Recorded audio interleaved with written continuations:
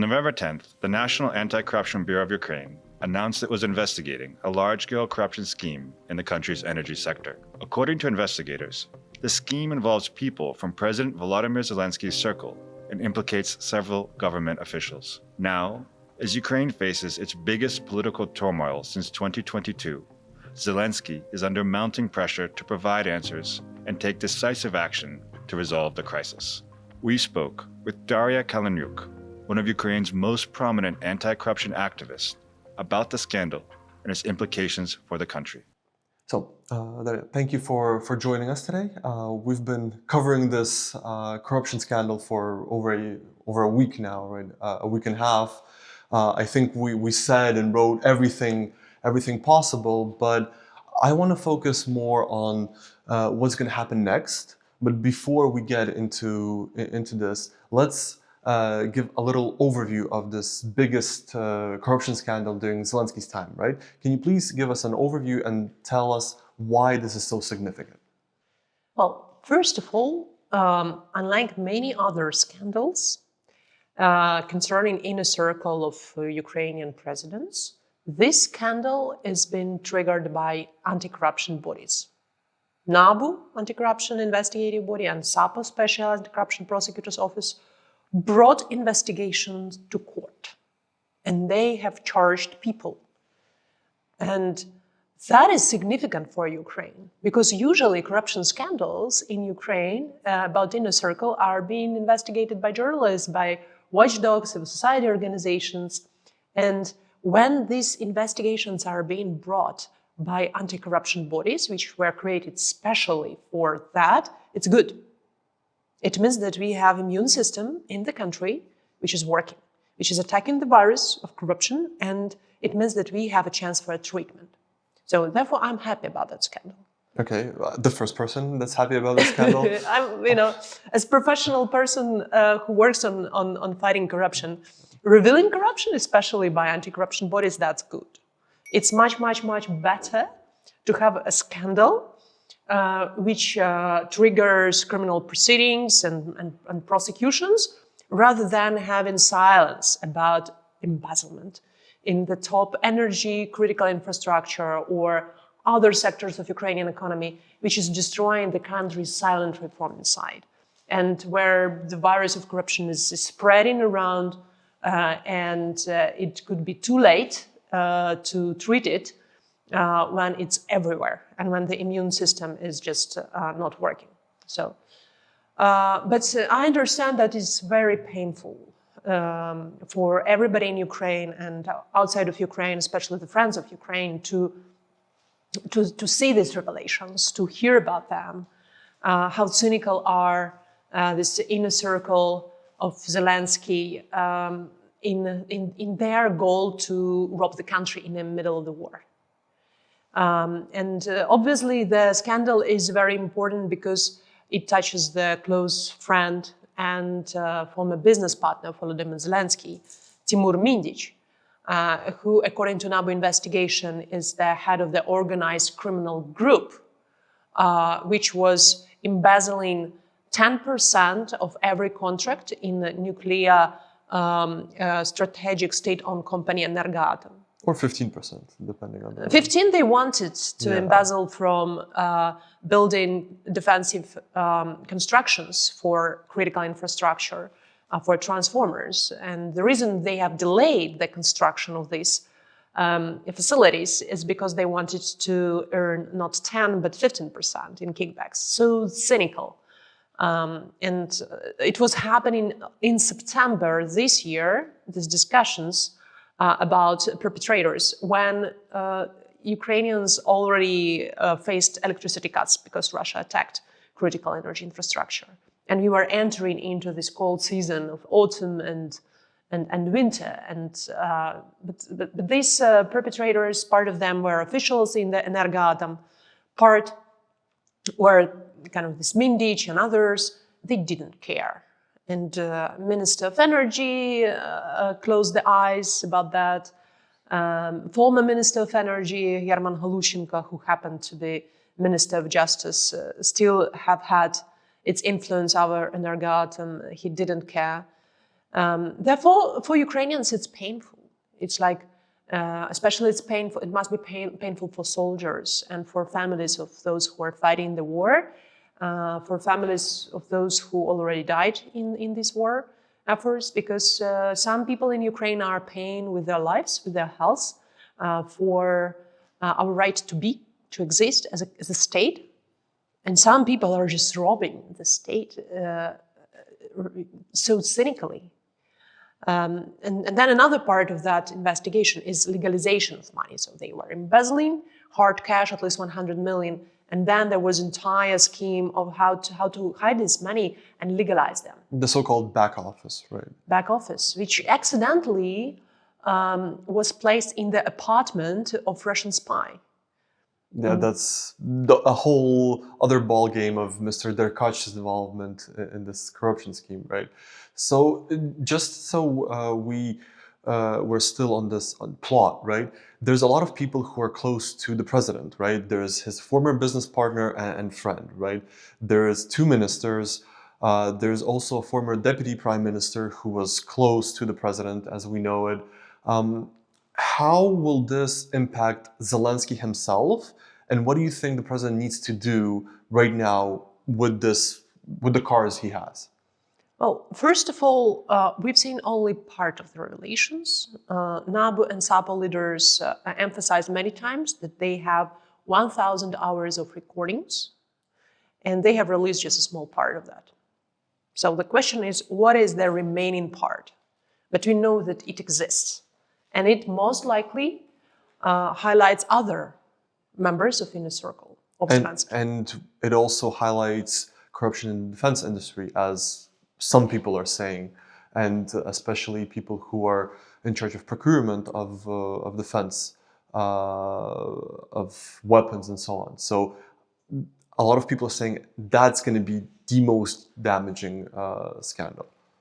Well, it is NABU and SAPO who already mentioned in the court that Timur Mindic had influence also on defense.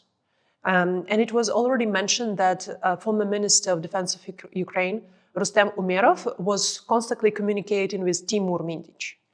Rustem Umerov is now National Security and Defense Council Secretary, and he's accidentally or not outside of the country for a long-term business trip, which we don't see clearly why this trip is needed now. We hope he will return. But he admitted that he had conversations with Timur Mindic. So let's see what's going to be in that conversations. We can guess that it could have been probably discussions about the defense procurements, defense contracts, but we have to wait and see. For me, what Zelensky is facing now, the crisis of his 5 managers. Many times Zelensky mentioned that he relies on 5 managers in managing the country. And apparently, all these 5 managers are compromised. Some are already implicated and charged with corruption, and some might be in future. And there is Zelensky top manager, the most important manager, Andriy Yermak. He is a Ukrainian de facto vice president, prime minister, minister of foreign affairs, minister of defense, coordinator of law enforcement agencies of the country, apart from NABU and SAPO. So his position doesn't exist in Ukrainian constitution, but his power is absolutely enormous. He's not the second, he's not the first person in this country, but also is not the second. And jointly with Volodymyr Zelensky, they are deciding many things in internal politics and policies and external policies and geopolitics. So the question is whether Zelensky will keep this super manager who hired all other managers. It's not a secret that HR decisions in the country, both in the office of president and in the government, in the level of also of state-owned companies, they are impossible to be made without filter of Andriy Yermak. The same goes also for law enforcement agencies and even for the armed forces.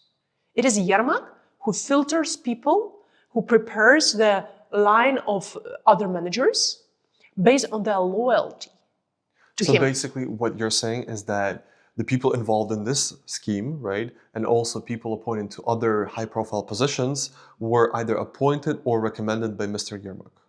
Yes.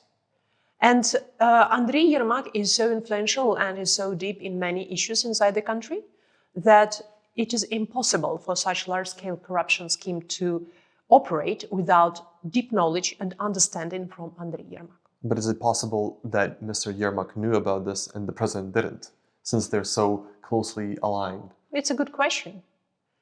What I'm hearing is that Zelensky has limited attention to the details, and he might not be aware of all those nasty, deep corruption, rotten schemes. I don't know. But for what I know for sure, that Andriy Yermak clearly was aware of what is happening. And it was Andriy Yermak also who was ordering and still is ordering Prosecutor General Office, Security Service of Ukraine, State Bureau of Investigation to keep attacking NABU and SAPO, particularly targeting individual detectives and prosecutors. And he can gather leaders of these organizations and give them orders. Zelensky gives high-level tasks. And then Yermak is in charge for the operative tasks and tactical and controls the implementation of the tasks. Prosecutor General of Ukraine, Ruslan Kravchenko, who was appointed in summer this year with one goal to dismantle independence of NABU and SAPO, directly reports to Andriy Yermak. And, well, we heard the same, I guess, from our sources. But what's interesting, Zelensky is not on the tapes, right? There's no, currently, so there's no... Well, there is one sign that he was in the tape. Well, he called Herman Halushenko, yeah, at that time Minister of Energy, after Timur Mindich texted Zelensky a message. Yes. And we don't know what they were talking about, but then Herman Halushenko happened to switch his post from Minister of Energy to Minister of Justice. Yes. And with this, that's why a lot of people are asking, so not only this situation implicates the president, but also what happened back in July, right? Because we know that it's the president who signed the law that stripped NABU and SAPO, the Anti-Corruption Bureau and the Specialized Anti-Corruption Prosecutor's Office, of their independence. And it's only the people who took the streets, it's also people from Brussels who called why those two institutions were restored, their independence was restored, and why this investigation is possible. And so a lot of people are tying those events to the president trying to prevent his friend from getting caught. So how do you manage this situation when now it's known that people around the president, at least, are allegedly corrupt? For president to prove that he is not part of the scheme and is not corrupt, he needs to get rid of all these inner circle corrupt friends.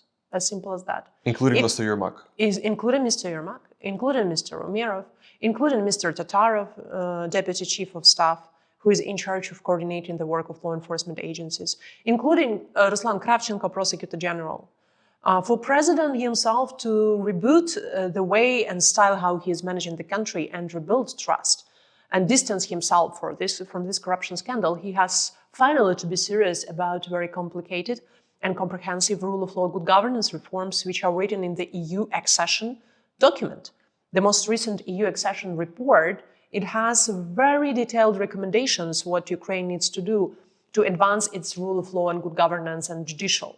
It's like we need to have the way of selecting Prosecutor General of Ukraine, which is merit-based. There has to be a competition, not political appointment by Yermak or another manager.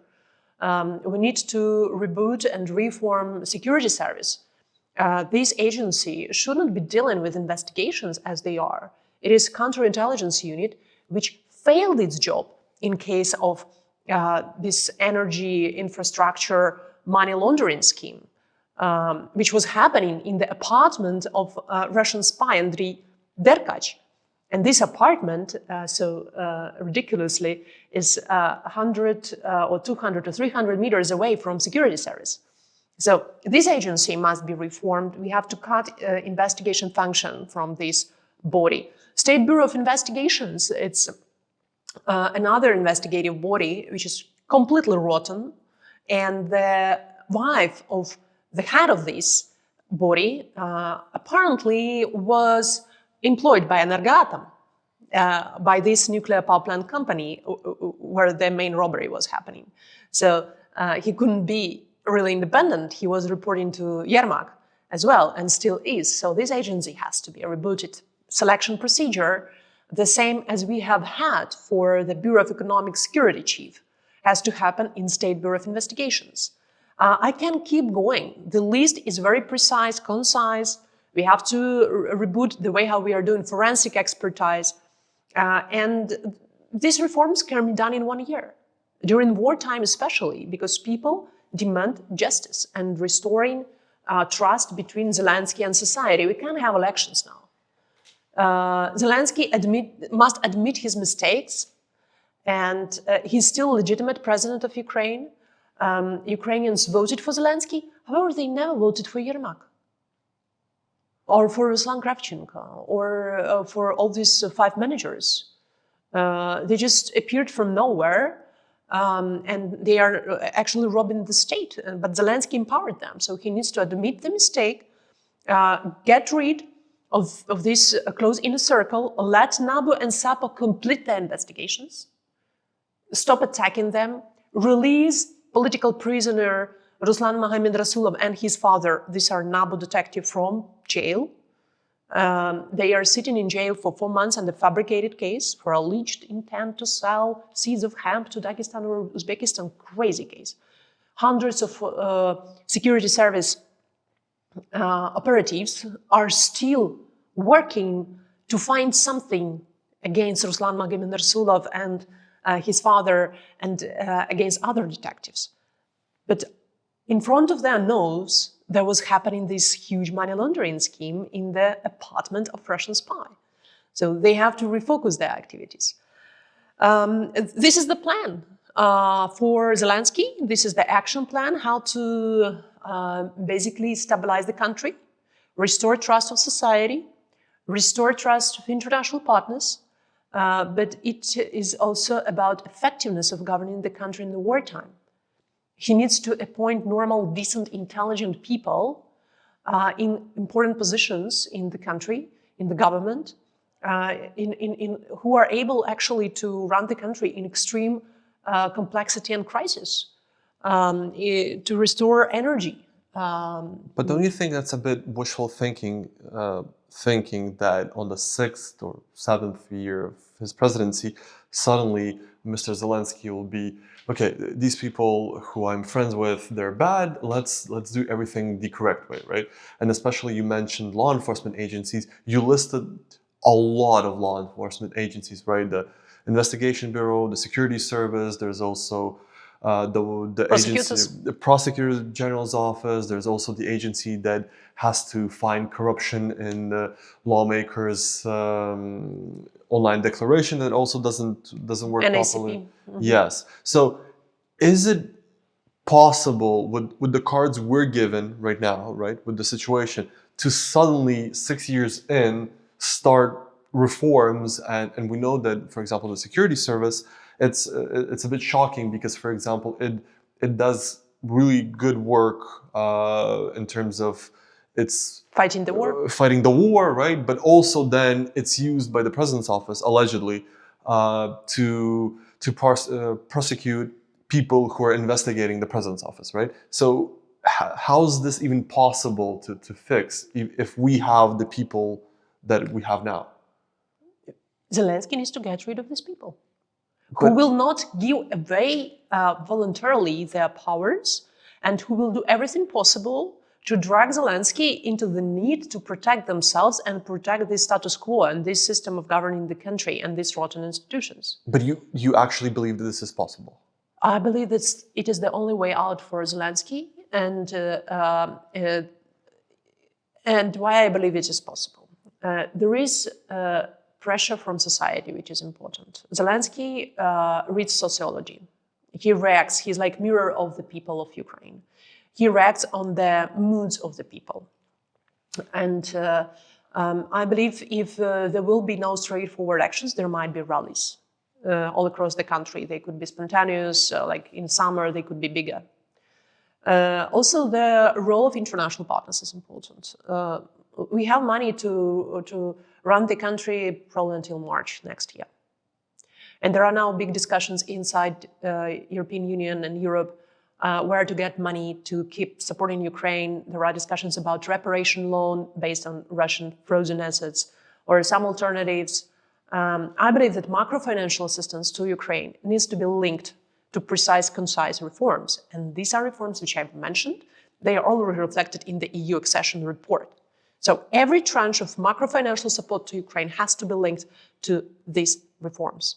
But one of these reforms. Yes, but as we spoke with European diplomats, for example, they know that this what has to happen, but also for obvious reasons, Europe can't see Ukraine fall, right? So that's why they're a bit hesitant of imposing any preconditions, because everybody in Europe knows that it's Ukrainian people who are fighting against Russia, and if Ukraine falls, then it's Europe that's next, right? It's Ukrainian people who are fighting both Russian aggression and fighting corruption inside Ukraine. It is the demand of Ukrainian people for Europe to be tough on conditionalities in regards to rule of law and good governance. When Europe is tough on these reforms, makes them conditional to macro-financial assistance, I'm not talking about defense support, then it helps Ukrainian people and reflects the will of Ukrainian people. And Zelensky will not be able to say no. And this is Yermak and the inner circle of Zelensky who convinced him that Europe will not give away from Ukraine, will support anyway, money will flow in enormous amounts, and we can rob the country, including this money. So they are actually manipulating. And Ukraine will fall if it will not change from inside. If there will continue such large-scale corruption schemes inside the critical sectors of our economy, energy, defense, whatever else is there, Ukraine needs to be much, much better than Russia.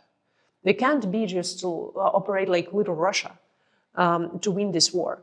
We need to reboot also the system of management in the armed forces. We need to have proper management of the defense sector in Ukraine, of defense industry. And a lot of critical changes must be done for Ukrainian society to be resilient, to sustain these Russian attacks, and at the end to win this war. If we maintain status quo of 5 managers who are robbing the country, we will lose. We will lose the war. And European partners must understand that. They can send money, they can send advice, whatever, but if you are not changing how we are managed from inside, this will cause collapse of the country. So basically what you're saying, if we shorten the answer, is that if the president doesn't fire the people we were talking about, Mr. Yermak, Kravchenko, Tatarov, those people, then Ukraine is actually closer to falling and losing this war. Yes, and he needs to start with Mr. Yermak, the key enabler of all the scheme, the super manager of the country who failed to manage properly the state in the wartime and who caused and empowered all these corruption schemes. And about European support, the Anti-Corruption Bureau says that through the back office there was 100 million were channeled, and this back office was used to then pay for the expenses of those people involved, right? A lot of people in Europe and in the States are asking what money was stolen, right? Mm-hmm. Can you tell us where this money was stolen from, and were there any foreign investment, foreign aid involved? There was no foreign aid. These were money from the state-owned corporation, Energoatom, which manages 3 nuclear power plants in the country. And money were stolen from the contracts. So every contractor who wanted to be paid had to pay 10% kickback to these fraudsters and perpetrators. So it basically increased the price for the contracts for Energoatom. But Energoatom as a company didn't have trust of international partners whatsoever. They were not providing any loans, any grants to this institution. And basically, where did this company get money from? Merely from electricity bills, which every Ukrainian is paying. Some support from the state, but merely these are Ukrainian taxpayers' money. For us, for Ukrainians, either this is Ukrainian taxpayers' money or it's foreign aid money. It doesn't matter. It is equally horrible if this money are being misspent or stolen. Because in wartime, every euro, every hryvnia of funds which are misspent means that our soldiers on the front lines didn't receive proper equipment, proper support, and they can die. So that's really cost human lives. Corruption in Ukraine causes loss of human rights, very straightforwardly and directly. If you had a meeting, for example, with a foreign taxpayer, right, from Germany, the States, any country, right, and the person would read the news, read our coverage and say, oh, well, Ukraine is corrupt, everybody's corrupt, corruption is everywhere. How would you tackle this issue, and what would you say for this person to continue supporting Ukraine? Please keep supporting the people of Ukraine.